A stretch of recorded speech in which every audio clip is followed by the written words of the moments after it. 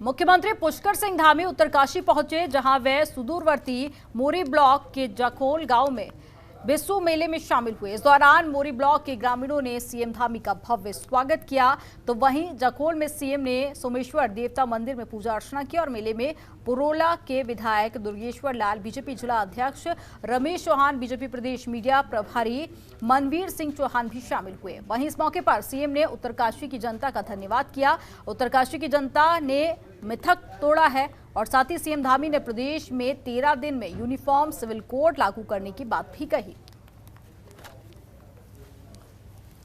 लोगों ने एक मिथक इस क्षेत्र का तोड़ा है। जैसा अभी भाई दुर्गेश्वर कह रहे थे कि यहाँ पर जब सरकार होती थी तो विधायक दूसरी पार्टी का होता था, और विधायक होता था, सरकार होती थी तो विधायक दूसरी पार्टी का होता था, विधायक होता था तो सरकार दूसरी की होती थी। यानी कि हर बार ऐसा होता था कि जिसका विधायक होता था उसकी सरकार नहीं होती थी। लेकिन पहली बार आप सब लोगों ने ये मिथक तोड़ने का काम किया है कि यात्रा के सीजन हो या अन्य सीजन हो, इसमें हम सब लोगों को हमारी जो संस्कृति है कि अतिथि देवो भव, और आने वाले सब अतिथि हमारे देवताओं के समान है, भगवान के समान है। हम उनको किस प्रकार से, क्योंकि वो आएंगे तो निश्चित रूप से हमारा कारोबार बढ़ेगा, हमारा काम धंधा बढ़ेगा, तो उनको अच्छी सुविधा मिले, उनको यहाँ से किसी प्रकार की परेशानियों का सामना न करना पड़े, ये सब हम सब का भी दायित्व बनता है। भगवान शिव के अनन्य भक्त हैं हमारे देश के प्रधानमंत्री मोदी जी, और उन्होंने बाबा के प्रांगण से कहा था कि जो 21वीं सदी का तीसरा दशक है, यानी कि ये 20 से 30 का दशक, ये दशक उत्तराखंड का दशक होगा। यानी कि ये जितने भी पर्यटक आए हैं, जितने श्रद्धालु आए हैं, वो सारे के सारे इन 10 सालों में इतनी बड़ी संख्या में आने वाले हैं कि देश की आजादी से लेकर आज तक उन सब का रिकॉर्ड एक तरफ से टूटने वाला है। हमने जितने भी संकल्प लिए हैं, उन सारे संकल्पों पर हम एक एक करके काम करेंगे। हम एक एक संकल्प को आगे बढ़ाएंगे। जो हमने अपने घोषणा पत्र में, हमारे संकल्प पत्र में जिन बिंदुओं को रखा है, हम एक एक करके सारे बिंदुओं पर काम करेंगे। उसकी हमने शुरुआत कर दी है। भाइयों बहनों, हम देश का एक बहुत बड़ा काम करने जा रहे हैं। देश के अंदर समान नागरिक संहिता की बात लंबे समय से चली आ रही है कि देश के अंदर सबके लिए एक समान कानून होना चाहिए। देश के अंदर सभी के लिए, चाहे किसी धर्म का हो, किसी पंथ का हो, संप्रदाय का हो, अगर वो हिंदुस्तान के अंदर रहता है तो उन सभी के लिए एक समान कानून होना चाहिए, और उसकी शुरुआत हमने उत्तराखंड से कर दी है। कांग्रेस विधायक हरीश धामी के बयान के बाद से कांग्रेस में हलचल शुरू हो गई है। पार्टी के खिलाफ धामी की बयानबाजी से हाईकमान नाराज दिखाई दे रहा है। इसी को लेकर हरीश धामी के खिलाफ अनुशासनात्मक कार्रवाई हो सकती है। आपको बता दें कि हरीश धामी प्रदेश अध्यक्ष और नेता प्रतिपक्ष की नियुक्ति का विरोध कर रहे थे, जिसके बाद पार्टी नेता उनसे नाराज हो गए और उन पर अब पार्टी जल्द ही कार्रवाई की बात कह रही है।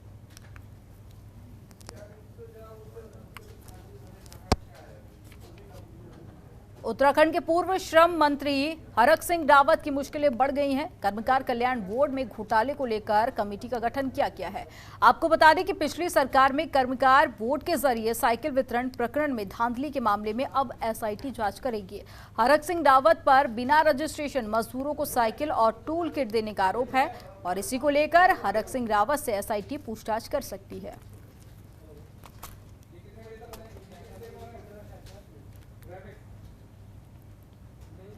और प्रदेश में लगातार बिजली की डिमांड बढ़ रही है, जिसने यूपीसीएल की टेंशन बढ़ा दी है। प्रदेश में इस साल सबसे ज्यादा बिजली संकट देखने को मिल रहा है। आपको बता दें कि मार्च और अप्रैल में हो रही गर्मी के चलते इस साल मार्च और 1 से 15 अप्रैल के बीच में रिकॉर्ड बिजली डिमांड की गई है।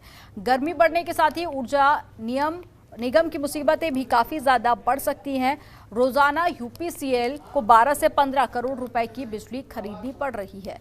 इस साल मार्च महीने में औसत डिमांड सर्वाधिक 37.944 मिलियन यूनिट और उपलब्धता 28.680 मिलियन यूनिट रिकॉर्ड हुई है, जिसने बिजली खपत का 5 साल का रिकॉर्ड तोड़ दिया है।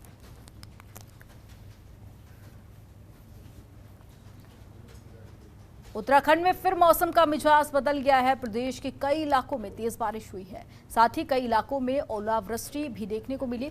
बारिश और ओलावृष्टि की वजह से लोगों को गर्मी से राहत मिली है। तो वहीं मौसम विभाग ने आने वाले दिनों के लिए पहाड़ी क्षेत्रों में बारिश और ओलावृष्टि की अलर्ट जारी किया है। वहीं मैदानी इलाकों में भी कई जगहों पर हल्की से मध्यम बारिश की आशंका है।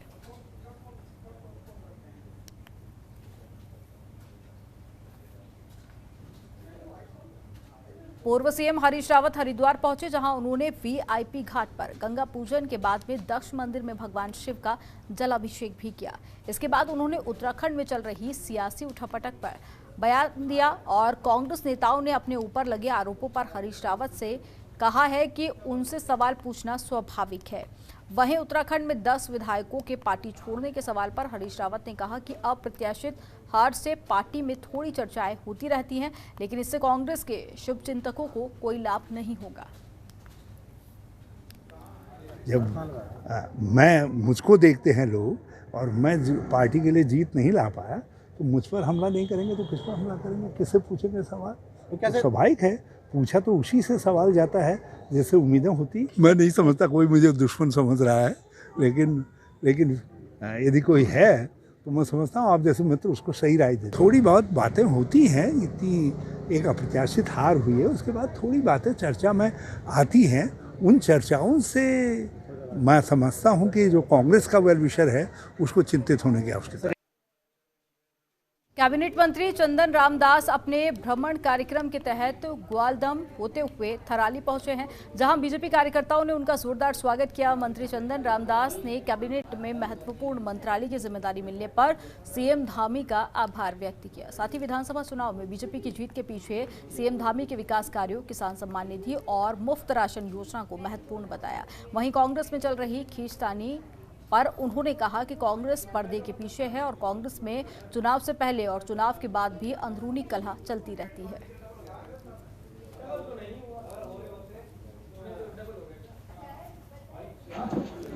विधानसभाओं से मैं चुनाव लड़ते आ रहा हूं और इस बार बागेश्वर की सम्मानित जनता और मेरे कार्यकर्ताओं द्वारा मुझे चौथी बार लगातार विजय श्री मिली और फलस्वरूप प्रदेश के मंत्रिमंडल में मुझे मंत्री के रूप में एक अहम जिम्मेदारी मिली है और मैं माननीय मुख्यमंत्री जी का अपना शीर्ष नेतृत्व का धन्यवाद भी दूंगा, आभार भी व्यक्त करूंगा। कांग्रेस का ये आंतरिक मामला है। कांग्रेस का चुनाव के बाद झगड़ा ही होता है, चुनाव से पहले भी हुआ था, चुनाव के बाद भी हुआ था। ये उनका व्यक्तिगत मामला है, इस मामले में कुछ नहीं कहूँगा, मगर आज की तारीख में कांग्रेस नेपथ्य में है। केंद्रीय विद्यालयों में सांसदों के एडमिशन के कोटे पर रोक लगा दी गई है, जिसको लेकर राज्यसभा सांसद नरेश बंसल ने बड़ा बयान दिया। इस पर बंसल का कहना है कि केवल सांसदों को 10 एडमिशन का अधिकार मिलता था, ऐसे में बहुत सारे एडमिशन नहीं हो पाते थे और लोग नाराज हो जाते थे। अब सरकार ने जो फैसला लिया है वो अच्छा फैसला है। फिलहाल इसमें आगे सरकार क्या फैसला लेती है ये भी देखना होगा। 2022 को हमारे राजकीय इंटर कॉलेज लालकुआं प्रांगण में एक स्वास्थ्य मेले का आयोजन किया जा रहा है।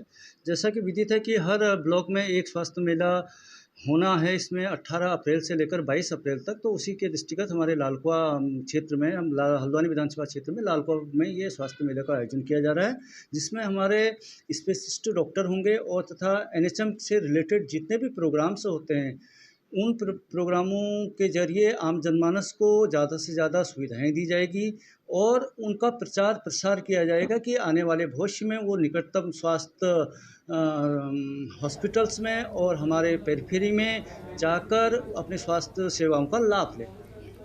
हल्द्वानी में रेलवे से अतिक्रमण हटाने को लेकर हाई प्रोफाइल बैठक हुई। आपको बता दें कि हल्द्वानी में नैनीताल जिला अधिकारी कैंप कार्यालय में रेलवे के अधिकारी और जिला प्रशासन के साथ रेलवे भूमि से अतिक्रमण हटाने के लिए जिलाधिकारी धीराज की अध्यक्षता में एक बैठक हुई। बैठक में जिलाधिकारी ने कहा कि रेलवे की भूमि से अतिक्रमण हटाने हेतु रेलवे तिथि निर्धारित करे ताकि अतिक्रमण हटाने के लिए आवश्यक व्यवस्थाओं की तैयारी की जा सके। साथ ही उन्होंने प्रचार प्रसार के माध्यम से लोगों को सूचित करने के निर्देश दिए जिससे कि अतिक्रमण शांतिपूर्वक हट सके। के साथ हमारी मीटिंग थी जिसमें एसएसपी और सारे हमारे मजिस्ट्रेट वगैरह आए, तो उसमें जो असेसमेंट हमारा है उस हिसाब से हम लोगों ने बता दिया रेलवे को कि जब भी आप लोगों को अतिक्रमण हटाना है तो अपने हिसाब से वो डेट हमें बता दें। लेकिन उससे पहले जितने भी फोर्स यहाँ पे लगेगी उनके रहने की व्यवस्था, जैसे चाहे पैरामिलिट्री फोर्स आए या पीएसी आए, तो उन लोगों की रहने की व्यवस्था जहाँ वो लोग रहेंगे तो वहाँ पे टॉयलेट्स, बाथरूम, इन सारी चीज़ों की व्यवस्था उन लोगों को करनी पड़ेगी। और जितने ऑफिसर्स यहाँ पे तैनात रहेंगे तो उनके रहने की व्यवस्था भी करनी पड़ेगी कि जिस दिन इनका अतिक्रमण हटाना होगा उससे काफ़ी समय पहले से इन लोगों को नोटिस किया, एक मुनादी के माध्यम से सूचित करेंगे ताकि उन लोगों को कोई परेशानी न हो, क्योंकि बहुत सारे लोग ऐसे भी होंगे जो अदर स्टेट्स के भी होंगे, तो हो सकता है उनको जाना भी पड़े। तो ऐसा नहीं है, हमारे यहाँ के भी होंगे। तो ये सारी चीज़ें देखी जाए। खबरों के निष्पक्ष विश्लेषण के लिए सब्सक्राइब करें Jantantra TV and press the bell icon. Never miss any update.